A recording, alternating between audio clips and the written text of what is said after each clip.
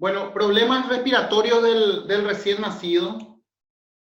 Los trastornos respiratorios constituyen la causa más frecuente de ingresos en las unidades de cuidados intensivos neonatales, tanto de nacidos de término, ¿verdad?, como también en el de pretérmino, ¿verdad? Fíjense ustedes que ese cambio, ¿se acuerdan ustedes que yo les había dicho que la respiración o el oxígeno, el intercambio de oxígeno y anhídrido carbónico intraútero era a través de la placenta, ¿verdad? Pero una vez que nace el niño, cuando es ya extraútero en el ambiente externo, tiene que empezar a utilizar el pulmón para respirar. Y allí suele haber ciertos problemas y que esto, dice, constituye una de las causas más frecuentes de ingreso a las unidades de cuidados intensivos. Los signos y síntomas de dificultad respiratoria consisten en cianosis, quejido, ¿verdad?, aleteo nasal, retracciones, ¿verdad?, que pueden ser intercostales, subcostales, ¿verdad?, taquipneas, ruidos respiratorios disminuidos con estertores y roncus, o ambos incluso, palidez y apnea. Son característicos entonces estos signos y síntomas, ¿verdad?, cuando hay un síndrome de dificultad respiratoria. Cualquier signo de dificultad respiratoria constituye una indicación para la exploración física y la evaluación diagnóstica, que puede incluir una gasometría y también una radiografía de tórax, ¿verdad? Entonces, tanto el examen físico, la gasometría y la radiografía de tórax, entonces, son importantes en el momento de evaluar un recién nacido. Entonces hay una transición de la respiración pulmonar, ¿verdad?, que es lo que veníamos hablando. Dice el establecer satisfactoriamente una función pulmonar adecuada en el momento del nacimiento depende de la permeabilidad de las vías aéreas. Por ello es que nosotros, cuando recibimos al recién nacido, ¿verdad?, cuando nace, tenemos que hacer una buena aspiración de las fosas nasales y de la boca, ¿verdad? Generalmente se hace con la perita de goma en el momento de la atención inmediata del recién nacido, ¿verdad? Porque tenemos que asegurarnos de que haya una buena permeabilidad de las vías aéreas para el flujo de aire.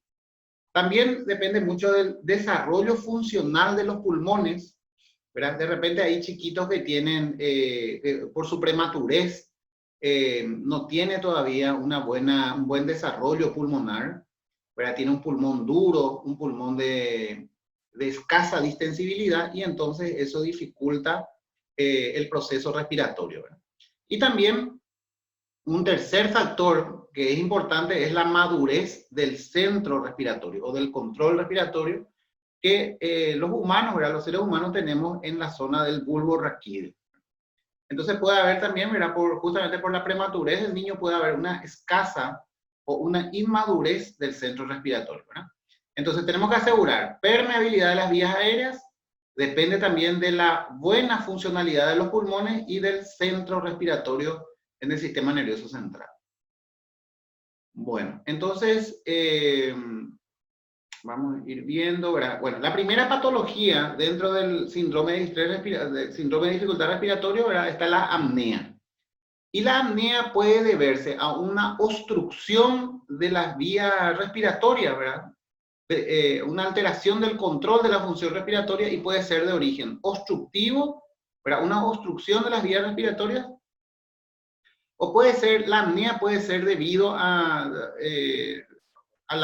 una inmadurez del área central, del centro respiratorio. O también puede ser mixto, ¿verdad? Puede ser una inmadurez del centro respiratorio acompañado de una obstrucción de las vías aéreas, ¿no? Entonces uno tiene tres motivos que pueden ocasionar apnea, principalmente en los prematuros. Una obstrucción de la vía aérea, una inmadurez del centro respiratorio o ambos. En los recién nacidos de pretérmino, la apnea grave se define como una interrupción de la respiración durante más de 20 segundos o la interrupción de cualquier duración si va acompañado de cianosis o bradicardia, ¿verdad? Fíjense bien en esta definición de apnea, ¿verdad? Es la interrupción de la respiración durante más de 20 segundos. O también apnea podemos definir como una interrupción de la respiración durante cualquier periodo de tiempo, ¿verdad? Puede ser de 2 segundos, 3 segundos, 5 segundos, 10 segundos, si va acompañado de cianosis generalizada, ¿verdad? Y bradicardia en el niño, ¿verdad? Entonces, esa también es una definición de apnea. Interrupción de la respiración más de 20 segundos sola, ¿verdad? O interrupción de la respiración por cualquier periodo de tiempo acompañado de cianosis y bradicardia. ¿Cuáles son las causas de la apnea? ¿Verdad? Principalmente la prematurez, ¿verdad? En primer lugar, un niño prematuro tiene apnea a repetición. Una depresión directa del control, ¿verdad?, de la respiración en el sistema nervioso central, que puede deberse al consumo de alguna sustancia, ¿verdad?, por la madre, generalmente sustancias opiáceas, ¿verdad?, opioides, pueden producir una depresión del centro respiratorio. También los barbitúricos producen depresión del centro respiratorio. También pueden ser los antidepresivos, algunos antidepresivos tricíclicos, ¿verdad?, pueden producir depresión del centro respiratorio. Entonces, eso la madre consume, entonces pasa a través, o sea, en el momento del parto, ¿verdad?, puede pasar a través del cordón umbilical, ¿verdad?, al niño, y entonces puede ser que nazca, ¿verdad?, con problemas respiratorios. Puede haber una alteración en el suministro de oxígeno del paciente o defectos en la ventilación, ¿verdad?, que es la parte del flujo sanguíneo en relación a la oxigenación que presenta a nivel pulmonar. Algunas causas potenciales de apnea y bradicardia, ¿verdad?, hemorragias intraventriculares, fármacos, ¿verdad?, como les dije, barbitúricos, antidepresivos, opioides, ¿verdad?, convulsión, una lesión hipóxica, hernias, trastornos neuromusculares, infartos, los cuadros respiratorios, ¿verdad?, como neumonías, lesiones obstructivas de las vías respiratorias, prematuridad extrema, infecciosas, cuadros sépticos, meningitis, virus sincicial respiratorio, la tosferina también es causa de apneas, gastrointestinales, ¿verdad?, una alimentación vía oral, dice, ¿verdad?, que puede producir una, como un vómito, ¿verdad?, y ese vómito puede generar episodios de apnea, enterocolitis necrosantes, metabólicas, ¿verdad?, hipoglicemia, hipocalcemia, hipernatremias, aumento de la temperatura ambiente o hipotermia también puede producir apneas, cardiovasculares, hipotensión, hipertensión, insuficiencia cardíaca, anemias hipovolémicas, o una inmadurez del centro respiratorio e incluso el estado de sueño, ¿verdad? Algunas veces están los prematuros, están durmiendo tranquilamente y de repente uno le ve totalmente cianótico, bradicárdico, ¿verdad? Entonces, ese es un episodio de apneas.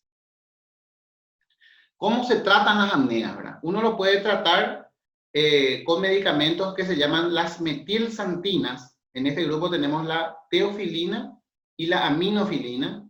Y también está el tratamiento con la cafeína. La teofilina se administra por vía oral y tiene una dosis de carga, 5 a 7 miligramos kilopeso dosis, ¿verdad? Y después se le hace un mantenimiento de 1 a 2 miligramos kilopeso dosis cada 6 a 12 horas por vía oral o endovenoso, ¿verdad? Y la aminofilina es endovenoso, 5 a 7 miligramos kilogramos dosis, y después también su dosis de mantenimiento. Entonces, tanto la teofilina como la aminofilina tienen sus dosis de carga y después tienen su dosis de mantenimiento. En la literatura, en el libro van a ver, hay una serie de dosis de estas metilxantinas porque son, o sea, su biodisponibilidad es muy variable. Entonces, van a ver que dependiendo de la edad, del peso del niño, ¿verdad?, va variando bastante la dosis. Esta es una dosis estándar, ¿verdad?, para recién nacidos. La segunda opción que tengo para tratamiento de las apneas es la cafeína, ¿verdad? Una dosis de carga también se hace a 20 miligramos kilopeso dosis. Y después hago mi tratamiento de mantenimiento, ¿verdad? 5 miligramos kilopeso día. Eso lo divido en 4 dosis, es decir, que le doy cada 6 horas. Y esas dosis pueden ser endovenosas o vía oral. Una tercera opción que tengo es la de... una tercera opción que tengo es la de colocar presión positiva continua en la vía respiratoria, y eso lo logro a través de una cánula nasal que envía un flujo de aire, ¿verdad?, de 1 a 2,5 litros por minuto, ¿verdad? Eso le coloco es una cánula nasal, ¿verdad? Una cánula que se coloca en la nariz del niño, ¿verdad? Y entonces libero el flujo de oxígeno más o menos a 1 a 2,5 litros por minuto, y eso por presión va entrando, ¿verdad?, en el interior del paciente, ¿verdad? Y ese artefacto, ¿verdad?, se llama el CPAP, ¿verdad? Presión positiva continua en vía respiratoria, ¿verdad? Entonces esos son niños que de repente se olvidan de respirar, le decimos, ¿verdad? De repente están con una interrupción de la respiración, cianóticos, bradicárdicos, y para evitar eso, generalmente le ponemos un flujo continuo de oxígeno. ¿Cuál es el pronóstico de la apnea? Dice que generalmente suele desaparecer hacia las 36 semanas de gestación y no se asocia, o sea, no hay ningún estudio que lo asocie con muerte súbita del lactante. Después, la segunda patología frecuente dentro del síndrome de dificultad respiratoria es la enfermedad de membrana hialina. Esta enfermedad de membrana hialina generalmente afecta a los prematuros y su incidencia está inversamente relacionada con la edad gestacional. Es decir, cuanto menor es la edad gestacional del niño, mayor es la probabilidad de que desarrolle membrana hialina. Y también está relacionado al peso al nacer. Los de bajo peso, más riesgo de desarrollar membrana hialina.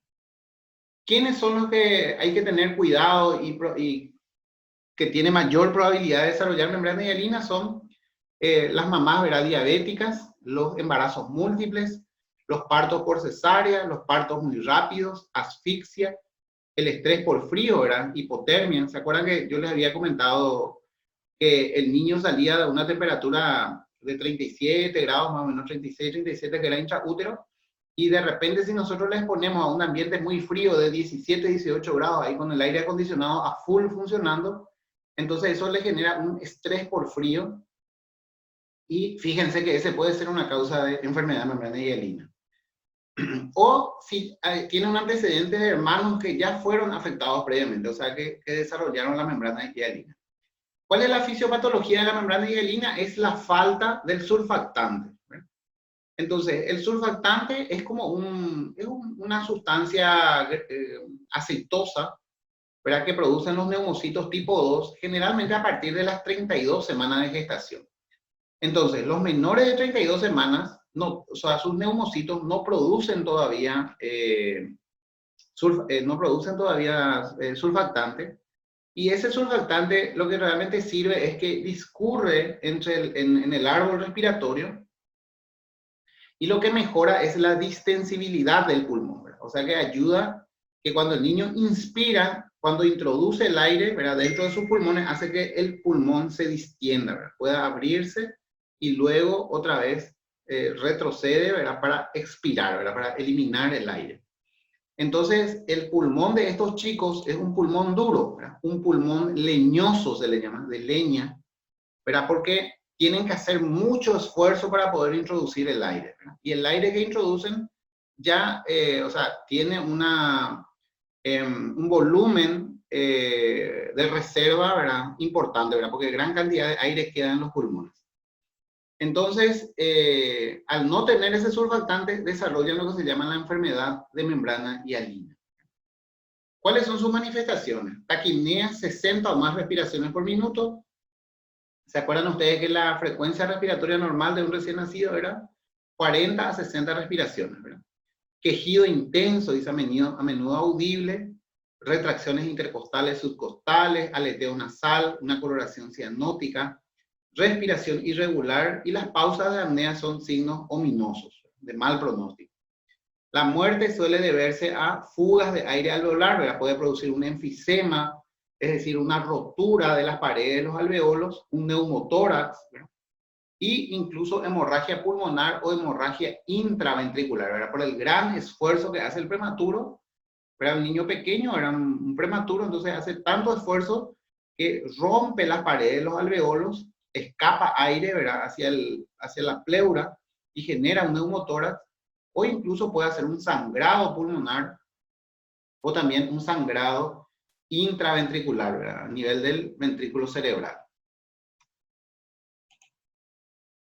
La evolución clínica, hallazgos de radiografía de tórax, valores de gasometría y el equilibrio ácido básico ayudan a un diagnóstico clínico, ¿verdad? Entonces, clínicamente es lo que estuvimos viendo, ¿verdad? Los signos y síntomas que pueden presentar. En la radiografía de tórax lo que se ve es un infiltrado bilateral irregular, ¿verdad? Algodonoso, se le llama envidrio esmerilado. Infiltrado bilateral difuso, ¿verdad? Envidrio esmerilado. También los valores de gasometría, ¿verdad? Pacientes generalmente con un pH ácido, con hipoxemia, hipercapnia, ¿verdad? Aumento de CO2, ¿verdad? Y algunas veces, ¿verdad? Por esa acidosis que presenta, los valores de bicarbonato se encuentran consumidos, ¿verdad? Utiliza su bicarbonato, su organismo, ¿verdad? Para tratar de compensar esa acidez, esa acidosis metabólica que presenta. Entonces allí encontramos bicarbonatos bajos. Diagnósticos diferenciales que podemos tener, ¿verdad? Y el tratamiento de estos niños generalmente es un tratamiento amplio, en el sentido de que aparte de ofrecerle oxigenación, yo tengo que controlar tanto tratamiento de la acidosis, tratamiento de la hipoxia, tratamiento de la hipotensión y tratamiento de la hipotermia, ¿verdad? O sea, todo eso tengo que estar controlando su presión arterial, su temperatura, su presión de oxígeno, ¿verdad? Si es que hace una acidosis metabólica. Entonces, el tratamiento es multicausal, ¿verdad? O multifactorial, podemos decirlo.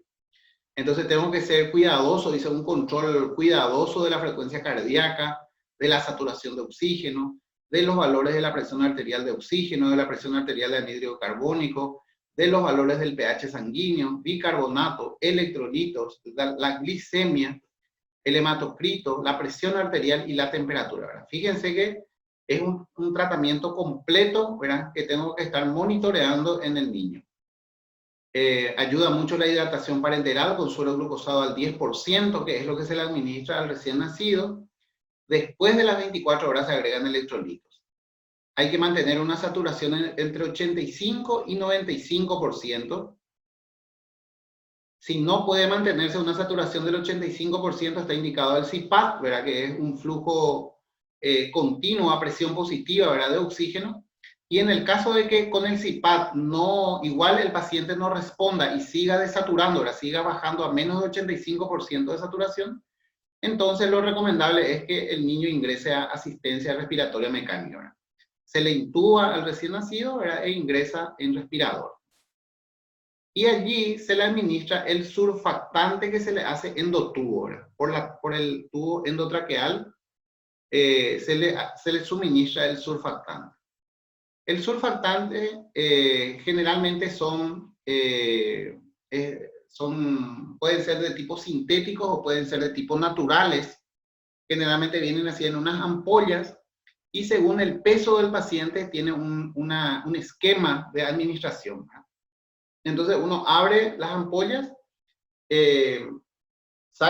desconecta un ratito del respirador y a través del tubo uno le instila, ¿verdad? Entonces es así como una sustancia aceitosa que se introduce a través del tubo y, ¿verdad? Y ingresa dentro del árbol respiratorio, vamos a decirle, y va mejorando la distensibilidad de los pulmones. Y a mí tuve la oportunidad de ver, ¿verdad? En algunas ocasiones la administración de surfactante y realmente es un tratamiento espectacular, es como va mejorando el niño rápidamente, mejora su saturación de oxígeno, su presión arterial, el pH de la sangre se modifica, o sea, va mejorando el paciente, es una cosa espectacular el funcionamiento del surfactante. Entonces dice, mejoría del gradiente de oxigenación alveolo arterial, disminuye el soporte ventilatorio, ¿verdad? Me da la posibilidad de ir bajando los parámetros del respirador, mejora la distensibilidad pulmonar y mejora también incluso la radiografía de tórax. Acá están algunos esquemas de administración, ¿verdad? Prácticamente cada surfactante tiene un esquema propio, ¿verdad? Que dependiendo del momento y del surfactante que uno consiga, entonces eso está vamos a decirle, contemplado en la literatura, ¿verdad? Te muestra básicamente las dosis que uno tiene que administrar. Está el Exosur, que es sintético, el Survanta, que es natural de origen bovino, Infasur, que es de origen de ternero, y el Corosur, que es de origen porcino. Pero presenta algunas complicaciones, ¿verdad? Puede generar una hipoxia transitoria, hipercapnia, bradicardia, hipotensión, puede bloquear, ¿verdad? Producir una obstrucción del tubo endotraqueal y algunas veces puede producir incluso hemorragia pulmonar. Yo nunca, la verdad que nunca vi, ¿verdad? Una de estas complicaciones, pero en la literatura habla de las posibles complicaciones del tratamiento con surfactante externo, ¿verdad? O exógeno. Complicaciones, ¿verdad? Del surfactante, entonces, puede producir neumotórax, una obstrucción o desplazamiento del tubo endotraqueal, bradicardia y hemorragia pulmonar. También los corticoides prenatales, ¿verdad? Ayudan bastante y disminuyen la incidencia de enfermedad de membrana hialina. Generalmente se administra cuando la madre está embarazada entre 24 y 34 semanas de gestación. Allí el obstetra generalmente le indica y le dice, vamos a hacerle tu maduración pulmonar, dice, ¿verdad? Que es para que los neumocitos tipo 2 empiecen a producir el surfactante endógeno, ¿verdad? Y hay unas pautas recomendadas o unos tratamientos, ¿verdad? Algunos le administran betametasona, 12 miligramos intramuscular una vez al día, 2 dosis, ¿verdad? Por 2 días. Y otro esquema es dexametasona, 6 miligramos intramuscular cada 12 horas, ¿verdad? 4 dosis. Y el tratamiento, como les dije, es multifactorial, ¿verdad? Hay que controlar la frecuencia cardíaca, saturación de oxígeno, las presiones, el pH, el bicarbonato, la glicemia, la presión, la temperatura, todo hay que tener en cuenta, ¿verdad? Son pacientes generalmente de terapia intensiva. Bueno, otra patología que vemos dentro, acá esta es una imagen de membrana hialina. Ven que tiene un infiltrado difuso bilateral, ¿verdad? Parecido al del COVID realmente, ¿verdad? Infiltrado difuso bilateral en panal de abeja o en vidrio esmerilado se llama, ¿verdad? Acá está su tubo endotraqueal. ¿Verdad? Esta es otra imagen, horizontalización de costillas, característico de estos pacientes, ¿verdad? Con un infiltrado difuso bilateral, ¿verdad? No es muy blanco, ¿verdad? No es muy opaco como las neumonías, sino que es así como un infiltrado intersticial, vamos a decirle así como un puntillado se ve, ¿verdad? En ambos pulmones. Bueno, la taquipnea transitoria del recién nacido es otra patología. Este generalmente se suele ver en niños nacidos a término o pretérmino por parto vaginal o por cesárea. Realmente se suele ver en el límite entre ¿se acuerdan que de 37 semanas hasta 41 eran de término? Y los niños que nacen más o menos entre 34, 35, 36 y 37 semanas, ahí en el límite. Y principalmente los que nacen por cesárea son los que más desarrollan esta taquipnea transitoria. La recuperación suele producirse rápidamente a lo largo de 3 días. Y básicamente el síndrome se debe a... Resulta ser que cuando el niño nace por parto vaginal, el canal del parto es como que lo va apretando, ¿verdad? Cuando va saliendo, y entonces eso hace como que exprime el líquido que tiene, el líquido amniótico que tiene a nivel pulmonar, y él va expulsando. Entonces cuando nace y hace ese primer llanto, expulsa todo el líquido, entonces el pulmón queda limpio. Muy a diferencia de lo que ocurre cuando nace por cesárea, el niño está en un ambiente, está en su líquido amniótico, tranquilo en el útero, y de repente el obstetra le quita, ¿verdad? Entonces no tuvo tiempo, no hizo ningún esfuerzo para poder eliminar ese líquido. Y entonces queda un remanente de líquido en el intersticio pulmonar, y eso hace que el pulmón no sea muy distensible, ¿verdad? Y entonces eso es lo que genera la taquipnea transitoria, ¿verdad? Suele durar, entonces generalmente se le pone al chico en oxígeno, está allí más o menos en una terapia intermedia, básicamente de control, y nada, al segundo o tercer día más o menos mejora y pasa con la madre, ¿verdad? Es muy raro que desarrolle una complicación importante de este paciente. Y la tercera patología es la aspiración de meconio, ¿verdad? Son niños que, esto generalmente aparece, dice, en los niños de término o post-término, ¿verdad? Este es en los niños en el otro extremo. Los que nacen, por ejemplo, entre 41, 42, 40, 41, 42 semanas son los que más desarrollan.